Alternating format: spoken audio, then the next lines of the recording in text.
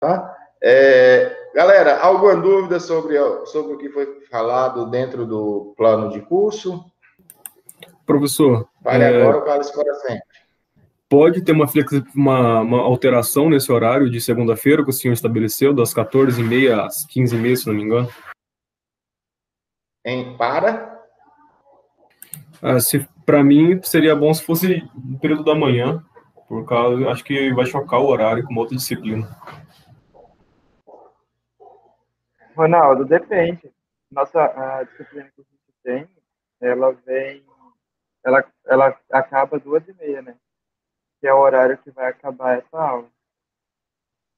Que vai iniciar. Que essa aula inicia e a outra termina. A outra, Ronaldo, é horticultura? Não. Não, bioquímica. Mas eu acho que é igual isso que o Carlos Ainan falou mesmo. Acaba às 2h30, então não tem problema. Acho que não. Acaba uma, vocês entram em outra. Eu acho que eu me confundi aqui. Tranquilo, então. Pessoal, eu vou colocar agora para vocês, eu vou começar a falar para vocês, a gente vai começar a desconstruir uma ideia, às vezes, um tanto quanto errada sobre a agroecologia, né? Quando a gente pensa em agroecologia, quando eu pensava em agroecologia, na verdade, né, a disciplina de agroecologia foi me passada um tanto quanto equivocada. Na minha época, lá em 2005, a agroecologia eu vi em 2005, 2006, enfim. A agroecologia que eu vi, que eu aprendi, é um pouco tanto equivocado do que eu tenho hoje a visão de agroecologia. No trabalho anterior que eu mostrei para vocês, no plano de curso, mostrou um trabalho publicado dentro dos anais de agroecologia, correto? Vocês lembram o título do trabalho? Acho que é a substituição de algum insumo ali por soja no ganho de peso de ovinos. Isso aí, Ronaldo. Suplementação com farelo de soja, com diferentes níveis de farelo de soja, diferentes níveis de farelo de girassol, em substituição ao farelo de soja no ganho de peso de ovinos. Peraí, isso é agroecologia? Isso é agroecologia. Então, isso a gente já faz há muito tempo, agroecologia, não é verdade? Sim. Qual é uma outra técnica agroecológica que nós trabalhamos praticamente diariamente dentro da agricultura convencional? Plantio direto. Plantio direto é agroecologia, gente. Isso é agroecologia. O que mais? Fica arrupiado. Por quê? Eu fico arrupiado por quê? Porque as pessoas acham que a agroecologia é não aplicar veneno, se você usar veneno, você não está comendo você está comendo um alimento que não é da agroecologia. A soja que é plantada, ela não é agroecológica. Logicamente, algumas sojas, elas não, nem todo plantio convencional, ele usa de técnicas agroecológicas, né? Mas parte da produção convencional, ela usa diariamente de técnicas agroecológicas. Vamos lá. Vamos por parte. O Guilherme falou aí do que, Guilherme? Plantio direto. O plantio direto sobre a palha é agroecologia? É agroecologia. É um dos princípios da agroecologia. O não revolvimento do solo, né? O não revolvimento do solo implica em aumento do número de micro-organismos daquele solo. O solo, a gente fala dentro da agroecologia que é um ser vivo, né? O ser vivo, ele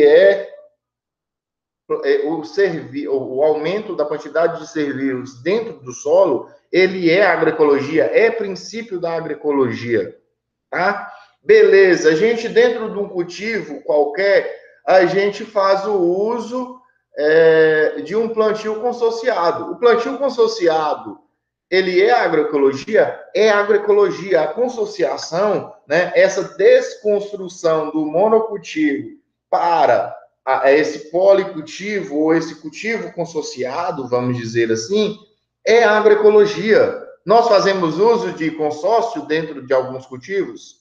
Fazemos, não fazemos?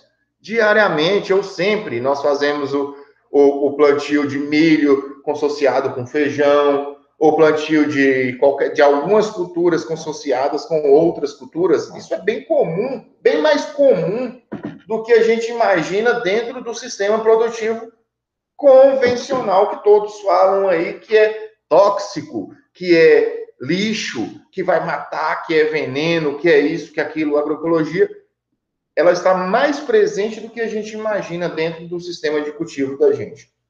Professor, essa questão aí sobre o não revolvimento do solo foi trabalhada inicialmente pelo Fukuoka, né, da agricultura natural, um Sim, sim, japonês. sim. Moiko, eu esqueci o nome, eu não sei falar o nome daquela porqueira. Eu não sei como é que você guarda esses nomes, eu nunca guardo, Guilherme. Quando a gente fala de. Só terminando aqui, Guilherme, a gente já vai chegar nos vários tipos de vertentes da agroecologia. Quando a gente fala de agroecologia, pessoal, a gente não faz o controle biológico de populações de pragas, ou de fungos, não, não faz o controle biológico de algumas pragas. Isso é agroecologia, pessoal. Isso é agroecologia. A agroecologia, ela está presente todos os dias dentro do sistema de cultivo convencional. O que é agroecologia na real? Agroecologia é um processo de mudança do sistema que a gente chama de convencional para um sistema mais limpo.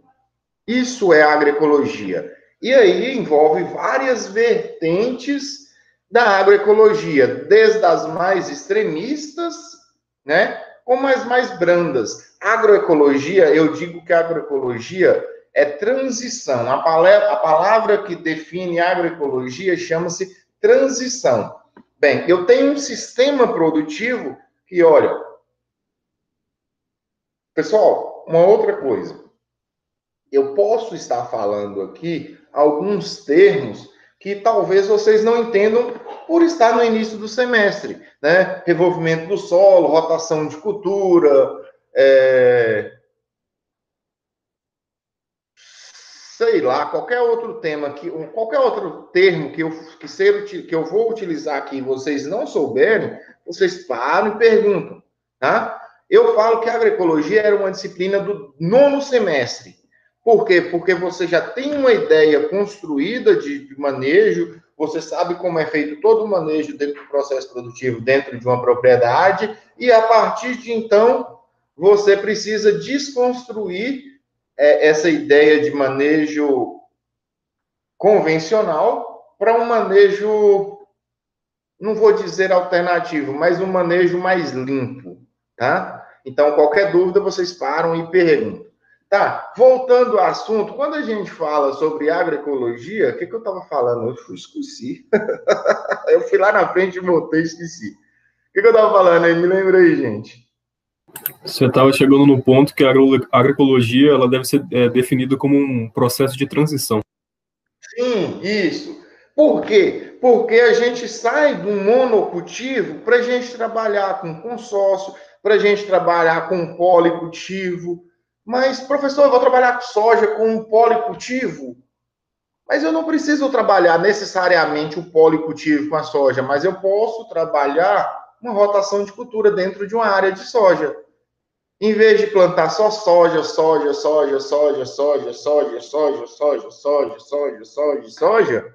eu trabalho com soja. No ano seguinte, eu posso trabalhar com arroz. Eu posso trabalhar no outro ano com cevada, se for no sul, aveia, se for no sul, centeio. eu posso trabalhar com trigo, né? Lavanda, girassol, enfim, todas essas culturas, elas podem ser trabalhadas ao longo dentro dessas propriedades, para que eu não tenha pressão de seleção. Alguém sabe me dizer aí o que é pressão de seleção?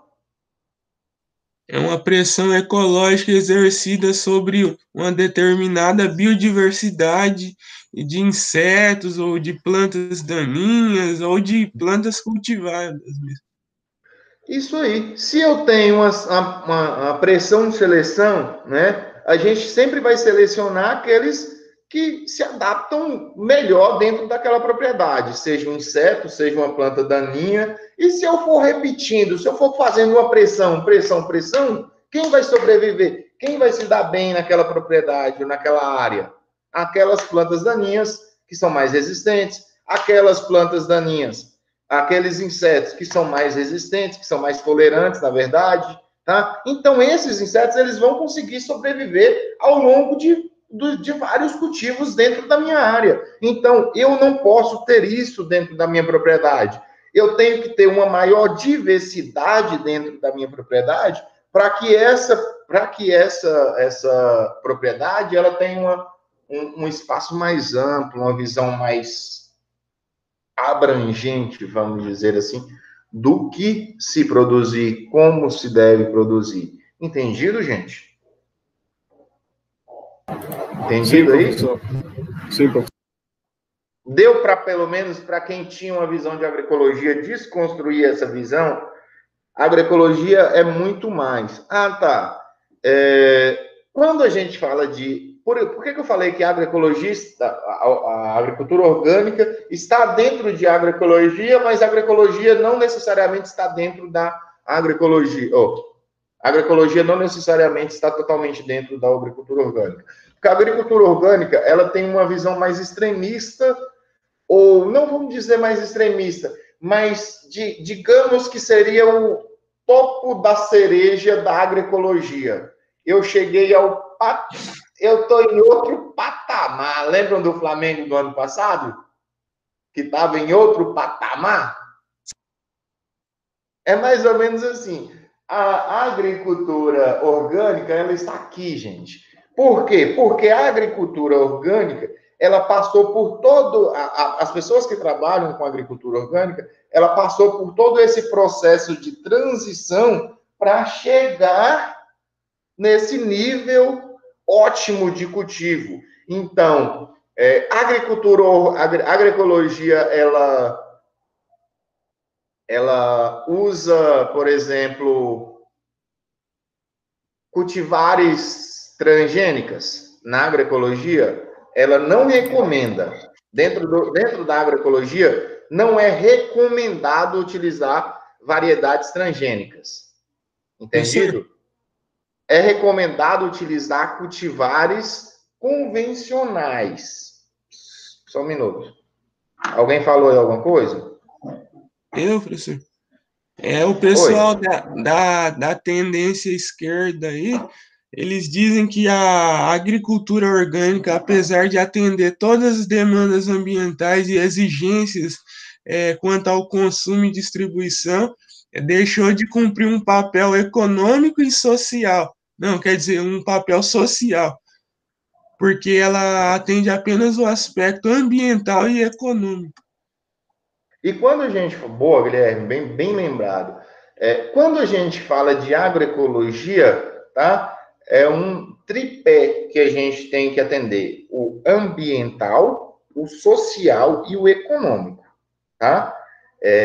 Não adianta, pessoal, não adianta eu querer trabalhar com agroecologia se eu cultivo e eu não tenho retorno econômico. Ou eu só penso no retorno econômico e eu não penso no bem-estar social daqueles que trabalham comigo, ou daqueles que trabalham, ou do bem-estar ambiental ou econômico, enfim. Tá? Eu tenho que pensar nesse tripé aí para sustentar, para chegar num termo que a gente chama de Sustentabilidade, que é outro termo bastante discutido dentro da agroecologia. Mas não vai ser hoje que eu vou falar de sustentabilidade para vocês, tá bom? Não é agora o momento de falar de sustentabilidade. Mas vocês já sabem, vocês já ouviram falar sobre o termo sustentabilidade, que é usada por muitos de maneira errônea. Guilherme ressaltou bem aí essa questão da agricultura orgânica. Voltando a essa questão da agroecologia e agricultura orgânica, tá? A agroecologia, ela não impede de se utilizar defensivos químicos. Ela prioriza o processo de transição de defensivos químicos para defensivos naturais ou orgânicos. A adubação química, ela pode ser substituída ou ela pode ser otimizada dentro da agroecologia. Como assim? Eu fazendo uma integração lavoura-pecuária-floresta. Todo mundo sabe o que é integração lavoura-pecuária-floresta? Sim. Ô, professor. Você sabe. E os outros? E os outros sabem? Sim. Sim, professor. Beleza, então. Inclusive na agricultura biodinâmica, o pessoal utiliza muito fertilizantes biominerais fermentados. Utilizam fertilizantes industriais, mas que passaram por um processo de degradação biológica, como é o super magro, por exemplo, que é o mais completo. Existe uma infinidade... Guilherme, calma. Eu estou falando da agricultura orgânica, calma aí que nós vamos chegar nas outras. Bem, além da agricultura, além desses fatores, né? Esses fatores aí, eles não são proibidos dentro da agroecologia.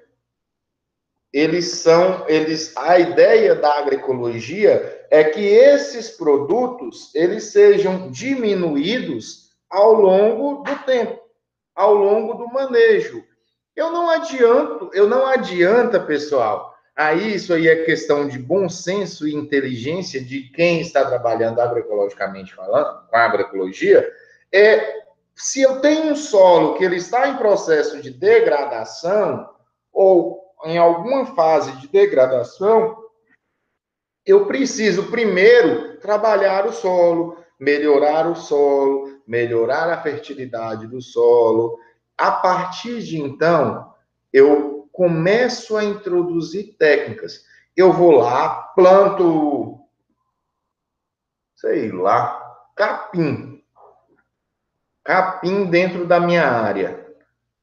Eu vou, desseco esse capim, então eu fiz uso de defensivos, correto? Eu fiz uso de um defensivo químico.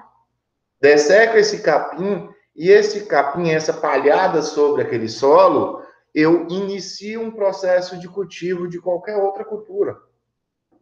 Tá? Então, eu estou iniciando o processo de agroecologia.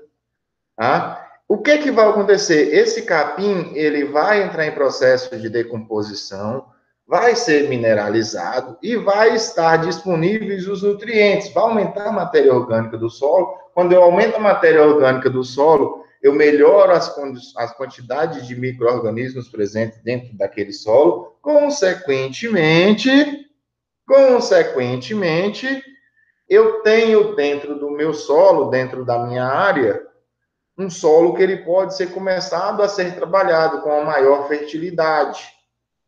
Tá? Então, e aí, eu posso adubar, professor? Pode reduzir ou colocar taxas mínimas ali de adubação, uma taxa de reposição.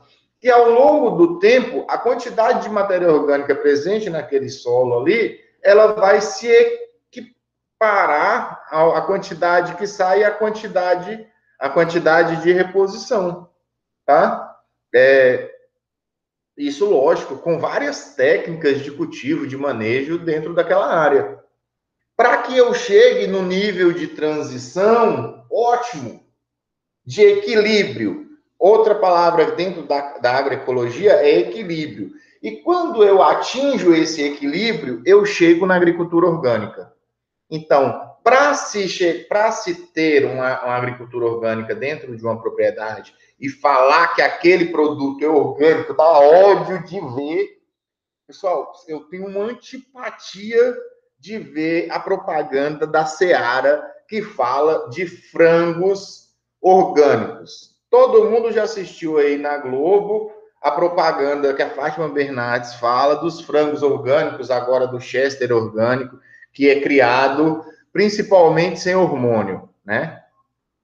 Primeiro que a legislação brasileira ela não permite o uso de nenhum tipo de hormônio dentro da dieta de qualquer animal, na criação de qualquer animal. Dentro do Brasil isso não é permitido. Então isso aí já começa a criar uma antipatia. Aí fala uma grande quantidade de coisas. Eu fico imaginando, existe uma grande quantidade de produtos, esses produtos eles são liberados em grande escala dentro dos mercados, né? Será que eles estão produzindo realmente esses animais que são orgânicos, esses animais, eles obrigatoriamente eles devem ser trabalhados com o mínimo de modificações genéticas. Esses produtos, a gente sabe que existe modificações genéticas, não, perdão. Existia uma série de transformações, de trabalho de genética em cima do melhoramento de raças, desenvolvimento de raças, não de mudanças mudanças fisiológicas, não, de evolução, né? Em relação à qualidade de dieta, em relação à evolução de espécies. E aí a gente foi selecionando. Será que esses cheddar, esses frangos enormes lá, orgânicos, quanto tempo eles demoram para chegar na mesa desse produtor? Esse frango que é criado, segundo eles, solto, eles demoram para chegar... Não, esse aí é o frango convencional. Esse é o frango convencional. Será que esse mesmo frango que é vendido como orgânico é o frango orgânico ou o frango que eles vendem, pessoal? O ruim da agroecologia são pessoas que não têm domínio sobre aquele assunto ou têm prioridade, se tem certeza do que está falando, ele abre a boca e fala. Hoje, existe uma profissão, nada contra, tá? Existe uma profissão chamada youtuber, que ela vem desgramando a vida, para não falar outro nome feio, ela vem desgramando a vida, principalmente nossa, das pessoas que trabalham com a agricultura. Primeiro, a agricultura não presta, a agricultura ela é só produzida em cima de veneno.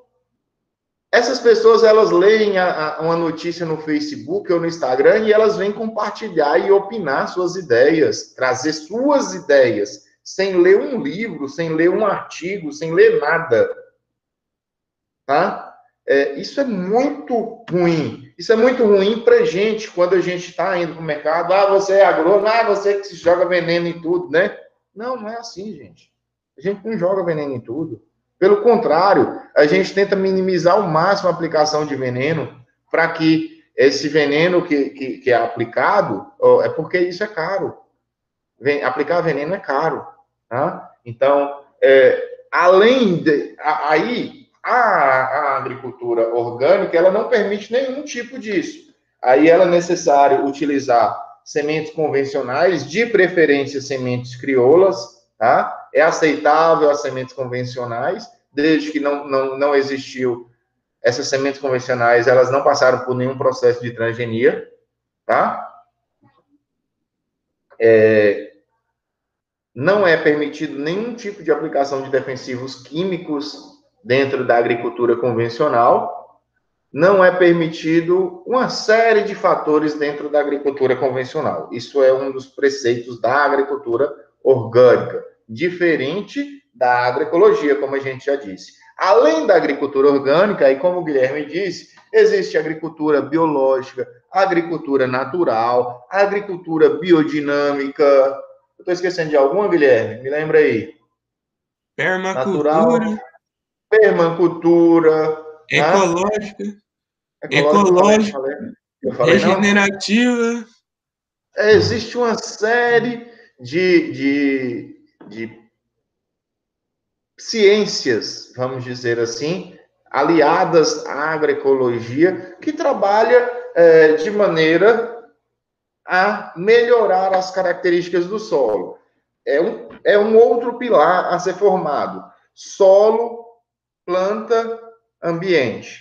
Se o solo ele está propício, a planta ela vai responder, e o ambiente também tem que estar propício para a planta responder, tá? Mas isso aí, gente, vai ser discutido, vocês vão ver muita coisa aí, os vídeos, eu peço para que vocês assistam os vídeos. Gente, a gente ficou com uns 20 minutos na capa do trem, não falou nada. Bem, quando a gente fala de agricultura, vamos aqui, que senão nós vamos ficar 2 horas aqui falando. Eu falo demais. Quando eu pego essa aula de agroecologia, esse slide aqui é 28 slides. Geralmente eu demoro 3 aulas para eu falar esses 28 slides aqui, que a gente vai discutindo, vai trazendo informações, vai trazendo, né, várias outras coisas aí interessantes. Quando a gente fala de agricultura, ela é uma expressão latina que divide em age e cultura, que seria o cultivo, ou modo de cultivo, modo de cultivar, ou modo de cultivado no campo, ou do campo, tá? Isso aí, a agricultura, ela é trabalhada dentro da agronomia, mais especificamente, a agronomia ela é dividida basicamente em fitotecnia, mas existem outros ramos dentro da agronomia, como entomologia, fitopatologia, genética, melhoramento, utilização de agroquímicos, métodos de irrigação, tá? Enfim, a agronomia é muito mais ampla. Dentro da agronomia, nós temos a fitotecnia, que faz o estudo da produção vegetal. Além da fitotecnia, nós temos o estudo da produção animal. Em alguns campos em maior quantidade, em outros campos em menor quantidade. Aqui no campus nosso, a parte de zootecnia não é tão explorada como em outros campos, por exemplo, onde eu estudei, meu tempo, porque isso ele vem sendo, na verdade, essas disciplinas de zootecnia, elas estão sendo tiradas dos PPCs da agronomia e ficando mais relacionado mais ao PPC da zootecnia, tá? Bem, beleza? Prosseguir.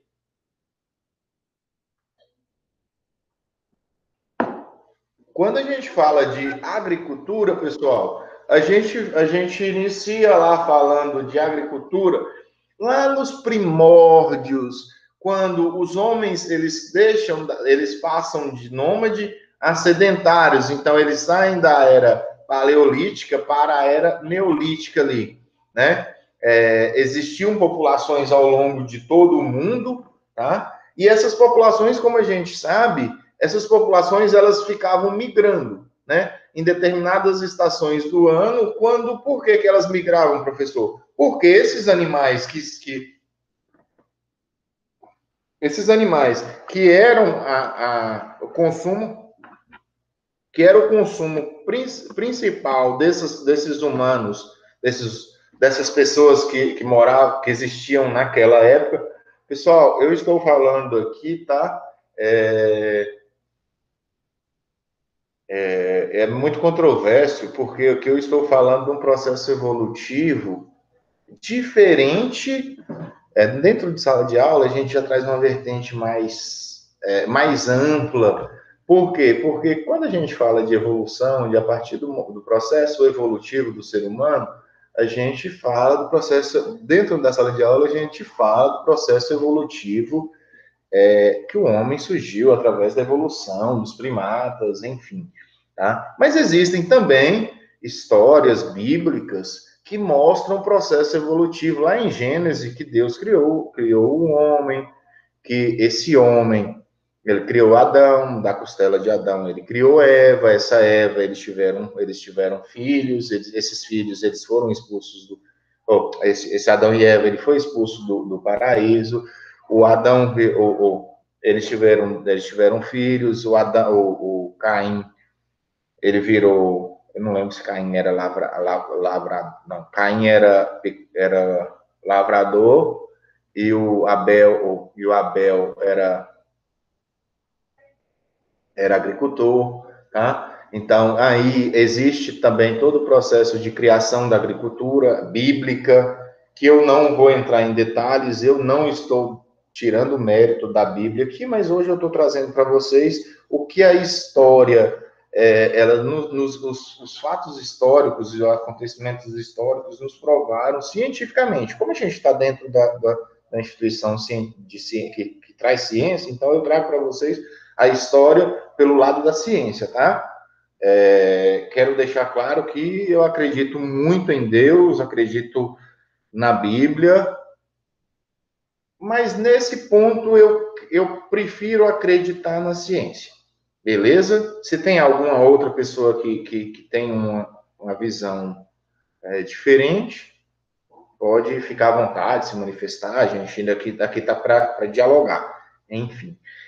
Voltando aqui ao assunto, os homens, então, a partir desse momento que ele deixou de ser nômade, passou a ser sedentário, né, ele entendeu, ele conseguiu, então, aprisionar, vamos dizer assim, aqueles animais que eles podiam ser aprisionados, que eram utilizados dentro das suas comunidades, né, dentro daquela comunidade que eram formadas, eles conseguiram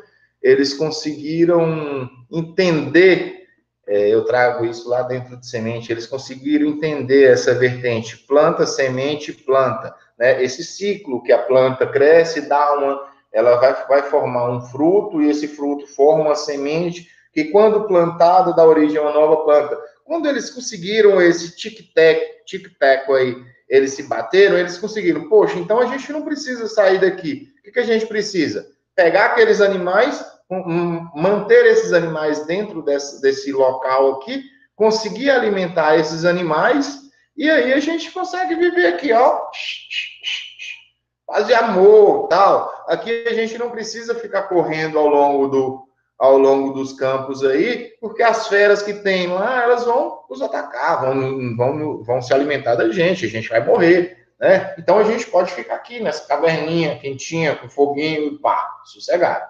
Beleza? Isso aí é a origem da evolução humana. Junto com essa origem, inicia-se também o processo de produção agrícola, pessoal, tá?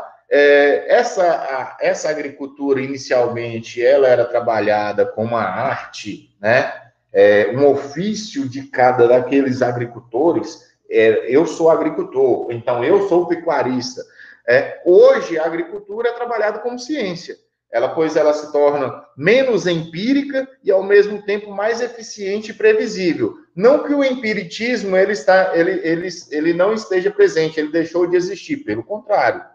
Tá? Hoje a ciência ela só acontece diariamente, ela evolui diariamente devido ao empiritismo, devido a essa visão empírica que todos nós temos. O que seria essa visão empírica, Carol? Carol, tá aí?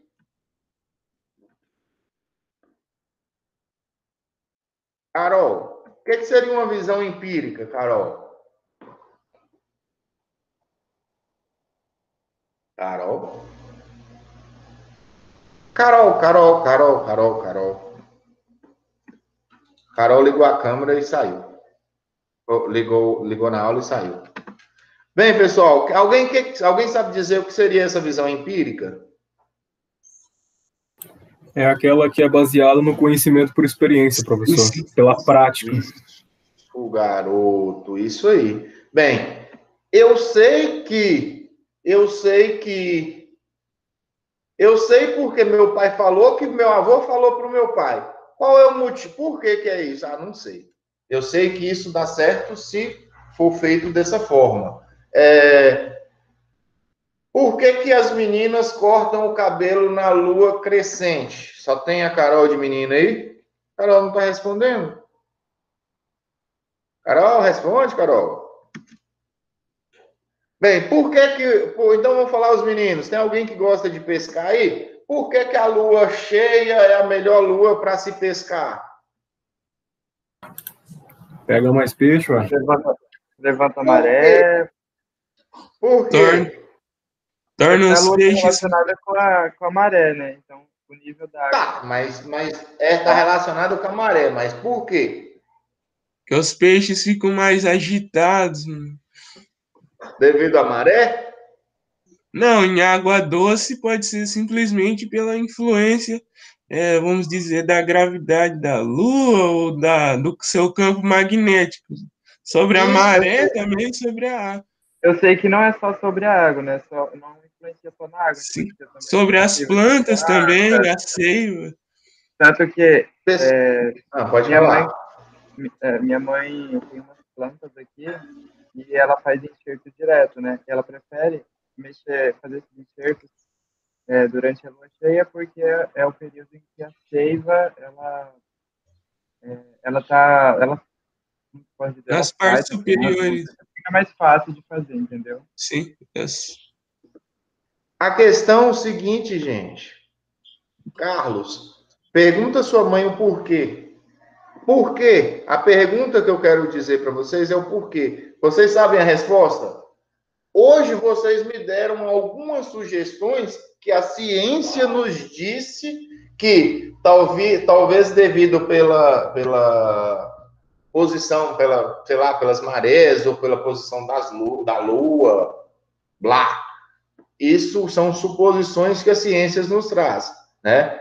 Provas a gente não tem. A gente sabe que se fizer isso, talvez pegue mais peixe, né? Talvez a noite mais clara. Ou por que era melhor pescar? Antigamente era melhor pescar Talvez será que isso não é simplesmente um mito? Por que era muito mais simples pescar antigamente na época da lua cheia? Porque simplesmente ficava mais claro para você andar durante a noite nas trilhas, andar no meio do mato. Você consegue visualizar numa noite cheia, você consegue visualizar os objetos que estão ao seu redor, que numa noite de lua nova você não consegue visualizar. Isso aí foi passado para a gente ao longo de centenas de anos ali, e isso aí nos trouxe uma ideia de que simplesmente na época de lua cheia é a melhor época de se pescar. Tá vendo que são suposições? Tem a questão das verminoses também, professor. Verminoses na época da lua cheia? Isso eu não sabia, não. Sobre os medicamentos, tomar sempre os medicamentos na lua cheia, nunca na minguante e tal. Essa eu não sabia, não, Guilherme. Essa é nova para mim. Tá? Isso aí, pessoal, a partir do processo de evolução de 1900 aí, isso entra a ciência, né? Essa ciência, ela veio respondendo os porquês. Por que antigamente se jogava fezes de animal entre aspas, nos pés das plantas ou na parte basal das plantas, e aí essa planta crescia mais? Antigamente a gente não sabia o porquê. Hoje a gente já sabe o porquê, a importância da matéria orgânica, da mineralização, da decomposição, da mineralização, blá, blá, blá, blá, tá? Então, essa ciência hoje, ela é renovada não no campo, né? É renovada não no campo através de experimentos casuais, que a gente inventa e testa, mas a gente repete isso em laboratório, em campos experimentais, em centros de pesquisas, nas universidades, nas escolas, que hoje a gente busca ciências, a gente faz ciência aí hoje em dia. Com o desenvolvimento da agricultura, associou-se à domesticação das espécies, tá?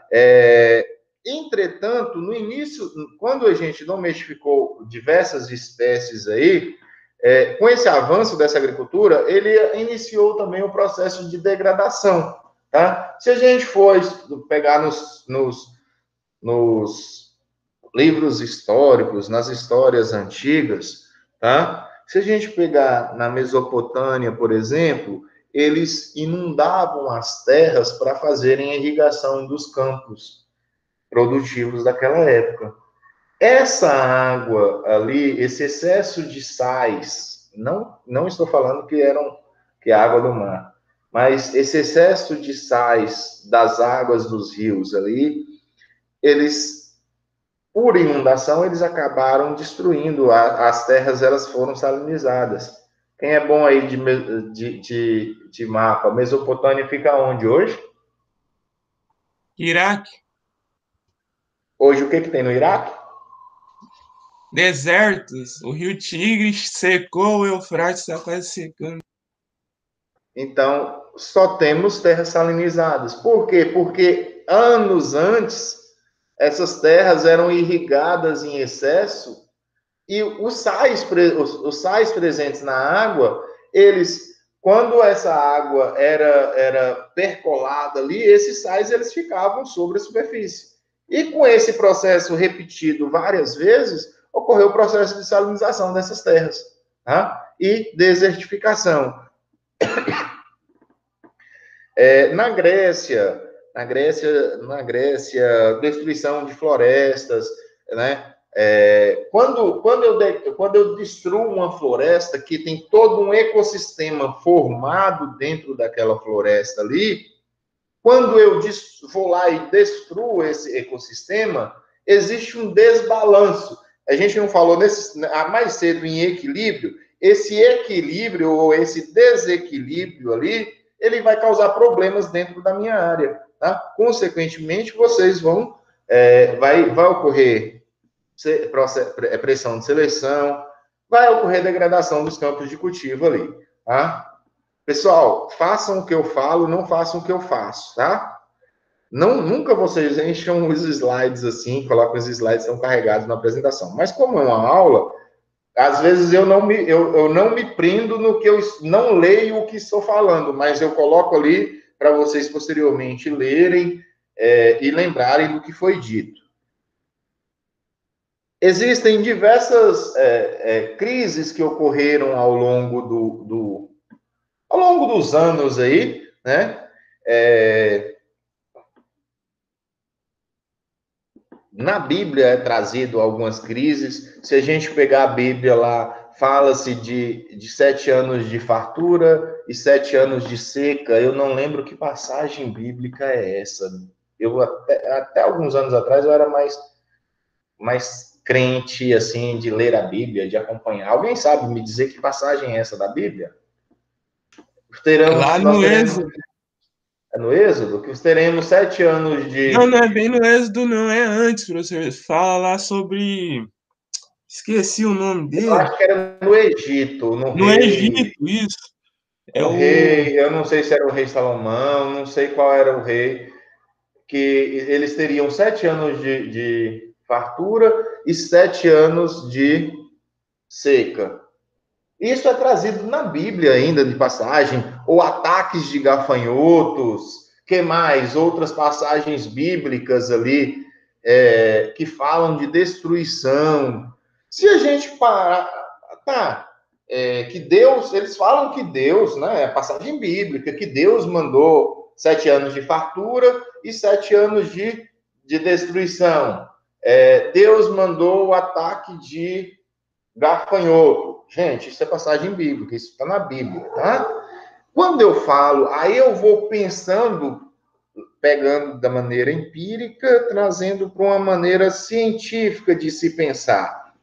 Quando eu tenho 7 anos de fartura dentro de uma propriedade,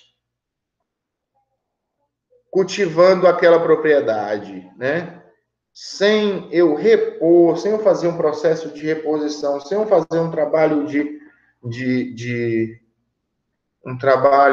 melhoramento daquele solo, né? Principalmente de reposição nutricional daquele solo, o que é que vai ocorrer com aquele solo? Ele vai desgastar, vai ocorrer pressão de seleção de pragas, a pressão de seleção de doenças, né? Esse solo ele vai estar mais compactado. O que é que vem depois disso? O que é que vem depois disso, galera? Perda de produção, perda da microbiologia importante do solo. E o que significa isso? 7 anos, provavelmente 7 anos de fome. 7 anos seria um prazo suficiente para que aquele solo, ou não, para que aquele solo ele volte às características originais de mineralização, disponibilidade de nutrientes. E aí começa a se produzir novamente. Poxa, gente, eu não estou indo contra a Bíblia, tá? Quem sou eu para ir contra a Bíblia? Mas pode ter acontecido isso? Pode ter acontecido isso? Sim. Bem como a estiagem em geral, né? Como ocorre em algumas zonas do semiárido, por exemplo. Se uma pessoa for muito crente em Deus e escutar isso que eu estou falando, ele vai falar que blasfêmia que ele está fazendo. Gente, eu não estou querendo discutir religião, falar que a Bíblia está certa, que a Bíblia está errada, tá? Eu só estou trazendo fatos científicos que a ciência pode explicar alguns acontecimentos. Ataque excessivo de gafanhotos.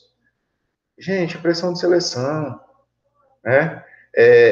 Quando eu vou lá e eu destruo uma floresta em uma determinada área, aqueles micro-organismos ali, existe um desbalanço de cultivo, ou um desbalanço daquela população ali. Se existir um desbalanço que não tem, por exemplo,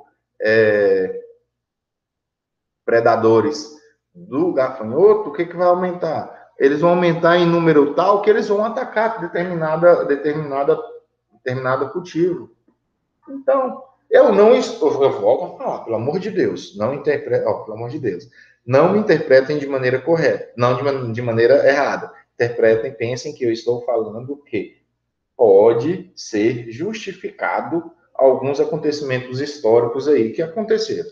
Dentro desses acontecimentos históricos, nós temos as três revoluções agrícolas ali, né? Essas três revoluções, as que a gente chama de tais revoluções agrícolas, né? Dentro dessas três revoluções agrícolas, tem alguns vídeos lá que trazem essas revoluções agrícolas, que explicam essas revoluções agrícolas. Tem um último vídeo que fala sobre a terceira revolução agrícola, que é excepcional, que é a que a gente chama de Revolução Verde, que a gente engana-se a gente achando que a Revolução Verde ela veio para aumentar a quantidade de alimentos na mesa do ser humano. Pelo contrário, ela veio para favorecer principalmente aquele monocultivo, tá? Mas enfim, a gente não vai entrar falando disso.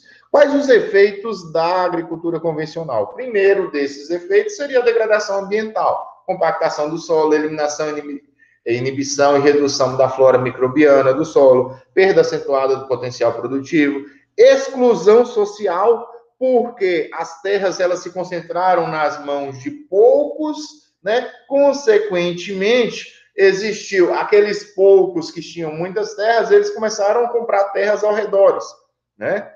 Esses poucos eles tinham, com a terceira revolução agrícola, com a revolução industrial, o uso de motobombas, de motomecanização, perdão, a partir da segunda revolução agrícola, aumentou-se na terceira revolução agrícola, tá? Isso trouxe um desemprego, né? A gente fala de produção de soja, de áreas de produção de soja, nós estamos falando de 0,3, 0,4 funcionários por hectare, tá? Quando a gente fala de produção de algodão, 0,4 funcionários por hectare, que são responsáveis por hectare. Quando a gente fala disso, a gente pensa em desemprego, né? Quando a gente pensa em desemprego na área rural, a gente pensa em migração da área rural para a área urbana. Quando a gente pensa em migração da área da zona rural para a zona urbana, a gente fala assim, esses caras chegam lá, não tem onde trabalhar, vai fazer o quê, meu amigo? Vai passar fome, vai morar de maneira não tão, vamos dizer assim, não tão ortodoxas, né? Eles vão fazer coisas não tão corretas, podem se fazer, enfim, tá? A fome faz a gente fazer muita coisa. O que aconteceu também? Concentração de terra, renda e poder na mão de poucos, poluição ambiental, o que aconteceu? Absorção desequilibrada de nutrientes, né? A gente, sem saber, sem o conhecimento da ciência, a gente jogava adubo de maneira incorreta. né? Aconteceu uma coisa comigo esses dias. Enfim, eu abri uma empresa agora, recentemente, nessa pandemia, né? E um cidadão, ele me pediu para que eu fosse na propriedade dele, fizesse a coleta de solo, mandasse para o laboratório e fizesse a interpretação para ele. Bem, assim eu fiz. Vocês estão aí? Estão escutando? Escuta que essa é boa. Sim, professor, estamos escutando. Sim. Bem, gente. Fui lá, fiz o serviço, cobrei o valor X. Na hora que eu mandei o boleto para ele pagar, né? Na hora que eu mandei o boleto para ele pagar, ele falou assim: nossa, que absurdo! Vamos supor, eu mandei um boleto de R$ 500, mais ou menos. Parte do serviço. Estou dando uns exemplos. Foi R$ 500. Aí ele falou: nossa, eu achei que era R$ 200 para você fazer esse serviço. Eu fiz lá 4 amostragens de solo. Aí eu falei pro cara, os R$ 200 não paga nem análise de solo, que cada análise de solo que eu vou mandar para o laboratório é cento e tantos reais. Ah, não, mas é muito caro, é muito caro, é muito caro, é muito caro. Eu falei assim, enfim, paga só a mão de obra. Beleza. Passou-se, liguei para esse cara esses dias, né? Mandei mensagem para ele, e aí, como é que fazer um feedback, empresa? Eu nunca gostei disso, mas agora nessa pandemia a gente está se reinventando e fazendo coisas. Aí eu, e aí, o que você fez? Tal, fez análise de solo, ele mandou para mim análise de solo na hora, aqui, ó, o menino mandou eu jogar. O menino, tá, e ele virou para mim e falou assim: não, um amigo meu, ele me cobra R$ 50 para fazer esse serviço que você fez aí. Eu falei, cara, um conselho que eu dou para vocês: nunca prostitua a sua profissão. Se o valor que você está cobrando, se o valor daquele serviço é tanto, não desmereça o cara que faz, não seja aquele cara que faz por menos, tá? Porque vocês vão se prejudicar e vão prejudicar quem vocês estão oferecendo.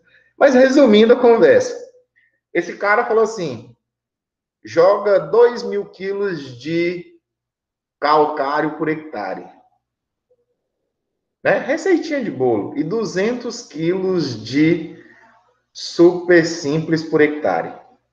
Foi o que o cara que cobrou barato recomendou. Eu falei, cara, deixa eu ver essa análise de solo desse cara.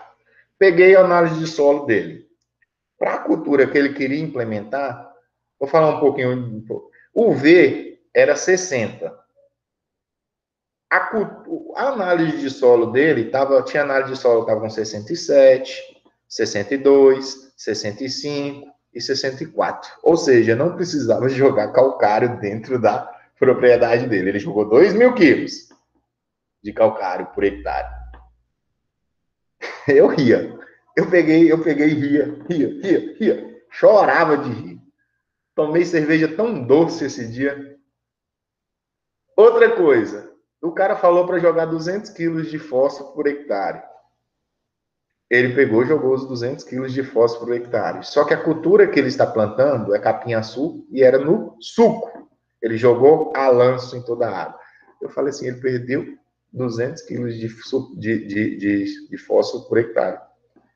Gente, eu ria. Então, quando a gente está trabalhando e a gente não sabe o que está trabalhando, tá?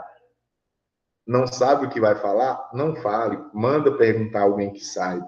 Não façam adubação. Voltando, não faça a adubação desequilibrada, né? Faça a adubação correta, para não ocorrer poluição alimentar, poluição do solo, tá? Que vai prejudicar essa cadeia de produtivo.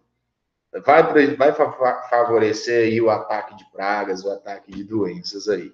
Outros efeitos da agricultura convencional seriam o encarecimento violento dos custos de produção, aumento do custo de maquinário, aumento no custo de insumo, tá? Isso aí monetarizou as atividades, causou endividamento de muitos produtores que não conseguiram pagar suas dívidas, acabaram vendendo essas suas terras para outros produtores que se davam bem, que eram maiores, enfim. Tá? Outro fator, erosão cultural. que seria a introdução de pacotes tecnológicos fechados e monetarização da vida. Tá? Como assim, professor? Antigamente, existia a ideia empírica de se passar, o avô cultivava dessa forma, ele passou para o filho, passou para o neto, passou para o pai, que vai passar para o neto, enfim. A partir de então, na terceira revolução agrícola, principalmente, iniciou-se os pacotes tecnológicos, que eram vendas casadas, venda de insumo, venda de adubo. Então, o cara que estava te vendendo aquele determinado insumo, ele falava assim, ó, você vai fazer isso em tal dia, aplicar tal dia, tantas gramas. Então, os caras, eles não precisavam pensar. Esse pensar já era chegado para ele, pronto. Tá? Aumentou a quantidade, a fome, tá? Porque na Revolução Verde, aumentou a produção de alimentos, aumentou a produção de alguns produtos. Alimentos, aumentou o que a partir da Revolução Verde? Aumentou a produção de soja. Eu como soja? Não. Eu como o óleo de soja, mas eu não como óleo de soja diariamente, né? Não é meu alimento principal. Aumentou a produção de algodão das indústrias têxteis. Eu como algodão doce, né? Não esse aí. Aumentou a produção de milho. A soja e o milho, eles aumentaram tanto para a exportação para o mercado externo, para atender o mercado externo, quanto para a produção animal. Isso sim, tudo bem, a gente aumentou o consumo, tá? Outro fator que aconteceu também foi a redução na biodiversidade, né? Olha esse estudo, segundo a FAO, a humanidade usou cerca de 7 mil espécies de plantas para se alimentar. E 7.500 poderiam ser utilizadas cerca de 75 mil, perdão. Né? Hoje, cerca de 30 espécies cobre 90% da dieta mundial. Bem, hoje, se a gente trabalhar com tomates, aqui são algumas variedades de tomates que vocês podem observar. Hoje nós temos 5 grupos de tomate, que é o industrial, é o Santa Cruz, os tipos salada... E cereja. O cereja e tem o tomate italiano. O italiano é o salada, né? O italiano é o salada. Não. O italiano é o italiano. É o italiano, isso. Aí tem umas outras variedades que a gente encontra com menor quantidade, o caqui, enfim. Mas olha a quantidade de variedades de tomate que existem, né? Esses tomates, eles poderiam ser encontrados até hoje dentro das gôndolas dos supermercados. Entretanto, por algumas características, sejam características produtivas ou características organolépticas, nós não encontramos essas diversidades, essas quantidades de tomate hoje, nos dias atuais. Isso vale também para as abóboras. Existem, apesar de encontrar com a maior quantidade de abóboras diferentes dentro do mercado, ainda existia uma grande biodiversidade, que foi perdida ao longo dos anos, isso também para o milho e tal. A agricultura moderna é insustentável, ela não pode continuar a produzir comida suficiente para a população global a longo prazo, porque deteriora as condições que a tornam possíveis, né? O monocultivo, a gente disse, a pressão de seleção, enfim, isso não deve ser trabalhado. Quando a gente fala de agricultura de bases ecológicas, que vem surgindo ali depois do século XVIII, após a agricultura, a Revolução Verde, surge também aí, tá? A agricultura na verdade, ela não surge, ela ganha um respaldo maior após a agricultura, a Revolução Verde, tá? Mas se vocês pegarem os livros históricos, materiais para lerem, como o Guilherme disse, a agricultura natural do Mogi lá, ele é desde 1900, bem antes mesmo, tá? Então, essas agriculturas, agricultura natural, agricultura biológica, ela vem sendo debatida ali, buscando responder problemas ambientais, sociais, econômicos, problemas relacionados à nutrição, à saúde, que possivelmente eles foram gerados pela agricultura convencional, né? Eles contribuíram 3 grandes aspectos: os movimentos ambientalistas, que passaram a ser propositivos. Posteriormente, tem o livro da Primavera Silenciosa, da Raquel Kerson, tá? Que é um livro sensacional. Se alguém quiser, eu tenho esse livro em PDF, eu tenho que achar ele, mas se alguém quiser, pode me mandar um e-mail que eu repasso esse livro. Esse livro, ele conta a ideia é o seguinte, é que o desequilíbrio causado pelo uso de organos fosforados, trava a língua toda vez. Não vai. Enfim, o uso de defensivos químicos, de alguns defensivos químicos, ele causou um desequilíbrio ao longo dos anos, né? E esse desequilíbrio causado é um livro excepcional, é um livro muito bom. Que esse desequilíbrio causado, ele chegou a uma determinada época do ano em que se escutavam os pássaros dentro da universidade e em uma determinada primavera não se ouviam mais os pássaros dentro das árvores, dentro daquela universidade. Esse livro, ele foi escrito inicialmente como uma crítica, explicando todo o processo evolutivo ali que os organos fosforados, entre outros ali, eles estavam causando mal. Ele não foi aceito, esse livro da Raquel, ele não foi aceito pelas instituições e sofreu muitas críticas nesse ano que ele foi publicado, então ele foi retirado. Então ela escreveu como se fosse um conto. Esse livro aí, ele foi divulgado mundialmente, esse livro chegou ao Brasil aí, ele está aí até hoje, né?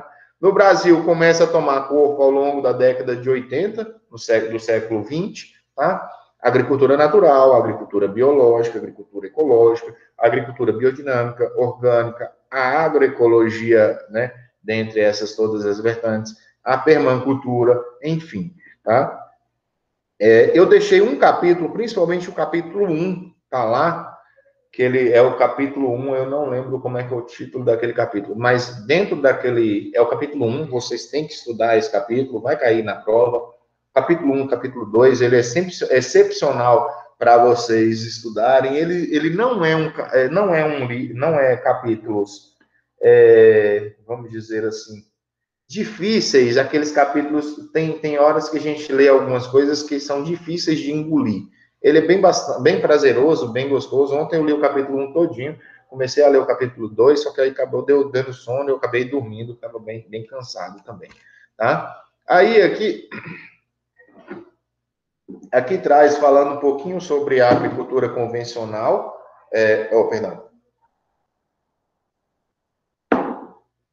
agricultura orgânica, aí entra o que o Guilherme falou, né, em relação à parte social da agricultura orgânica. Hoje em dia, quando a gente pensa nos 3 pilares da agroecologia, que é a vertente seguida pela agricultura orgânica, nós não conseguimos que a agricultura orgânica chegue para toda a população brasileira. Por quê? A grande maioria, existe um custo de produção um tanto quanto mais elevado para se produzir produtos orgânicos, né? Isso aí já chegou ao mercado também. Existiu aí um marketing em cima dos produtos orgânicos. Esses produtos orgânicos, eles receberam um valor agregado a esses produtos, né? E isso aí, consequentemente, ele fez com que esses produtos orgânicos eles não chegassem a todas as populações. Consequentemente, ele foge daquele pilar do social, né? Do econômico. O econômico para quem? Econômico para o produtor orgânico, mas o econômico para eu, consumidor, adquirir o produto orgânico. Então, Isso aí fez com que a agricultura orgânica fugisse um pouquinho do que a gente busca dentro da agroecologia. Nós não buscamos equilíbrio entre o ambiental, o social e o econômico. Isso, às vezes, pode não ocorrer dentro da agroecologia, tá? Perdão, dentro da agricultura orgânica. Aí nós temos algumas ideais, conceitos, a gente já falou, importância fundamental dos micro-organismos, da matéria orgânica, a gente já falou que é um solo vivo, tá? Existe harmonia, equilíbrio entre água, solo, planta, né? Um holismo, existe uma visão sistêmica, uma visão global, uma inter-relação dentro da agroecologia, é uma visão que a gente tem que adquirir dentre o que sou eu, o conhecimento que eu tenho científico, junto com o conhecimento empírico, junto com o conhecimento que todos que são formados ali, tá? Harmonização com a natureza, utilização racional da terra, de seus produtos, a gente falou aí da inter-relação que existe, né, na perspectiva da sustentabilidade ao longo do prazo. As bases tecnológicas, a gente já trouxe aí, diversificação de produção, melhoria da capacidade produtiva, conservação do meio ambiente, senão, se eu demorar muito, vai ficar muito longo isso nessa aula. Conservação do meio ambiente, nutrição equilibrada, fitossanidade preventiva em vez da curativa, tá? Qualidade biológica e sanitária, qualidade nutricional, otimização do balanço energético, continuidade do fluxo produtivo, sementes nativas ou sementes crioulas, em vez de sementes transgênicas, conhecimentos e recursos locais. Quando a gente tem aqui as bases sociais, inclusão social, trabalho em pequenas escalas, diminuição da dependência do agricultor, implica na conscientização ao cultural, ao econômico, ao político, ao social, social, capital cultural, tudo isso é trabalhado dentro da agroecologia. Aqui algumas imagens sobre os sistemas, quando se trabalha com biodiversidades, vários cultivares, aqui um policultivo, como vocês podem observar, né? A graviola com mandioca, aqui alface consociada com outras culturas ali, a palhada no solo, como vocês podem observar. Então, a agroecologia, pessoal, ela pode prover as diretrizes ecológicas para que o desenvolvimento tecnológico ele seja apontado na direção certa. Mas no processo, as questões tecnológicas elas devem assumir o seu devido lugar, servindo como estratégia do desenvolvimento rural que incorpore os problemas sociais e econômicos. Ela deve envolver e atender os aspectos ambientais, sociais, culturais e econômicos. Alguma dúvida, gente? Alguma dúvida? Não. Bom final de semana a Não, todos. professor. Tá? Desculpa aí que ficou um pouco longo, a gente acaba empolgando. É um tema que eu gosto de trocar ideia, é um tema bastante interessante a ser discutido, tá? Então, é isso aí que eu queria trazer para vocês hoje. Peraí.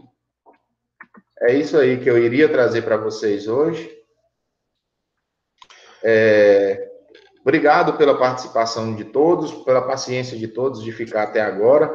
Quantas horas são? 9, de 7h30 às 9. Demoramos até demais, né? Professor, Mas... Oi, Guilherme. sobre lá as sementes crioulas, tem um livro que é Agroecologia, Caminho para a Preservação do Agricultor e do Meio Ambiente. Ele faz uma estimativa de que a cada dia são extintas 5 espécies de plantas, vamos dizer, alimentícias crioulas no mundo. Hoje as plantas crioulas, elas estão em desuso. Sim. Né? A gente sabe que a semente é um ser vivo. Se eu não cultivo aquela minha semente ela acaba morrendo, porque ela não está armazenada de maneira correta. Alguns de vocês já fizeram semente, vocês sabem disso. Se eu não cultivo essa semente, ela vai acabar se perdendo. Né? Dentro da agroecologia, isso é bastante interessante, por quê? Porque a gente busca trabalhar com sementes crioulas. Elas não são facilmente encontradas. Como elas não são facilmente encontradas, as sementes convencionais, elas são permitidas, tá? As sementes transgênicas, elas devem ser evitadas dentro da agroecologia, mas elas devem, o correto seria trabalhar com sementes convencionais. As sementes crioulas, hoje em dia, até mesmo pela aceitação desses produtos, dessas sementes, talvez, como a gente já disse, pelas questões organolépticas, pelas questões produtivas, essas sementes crioulas, elas estão em desuso, elas estão sendo utilizadas em uma menor quantidade aí. Tranquilo? Ok. Mais alguma dúvida, gente? Não? Então, beleza, galera. Fiquem com Deus. Bom final de semana. Obrigado pela presença de todos. Foi muito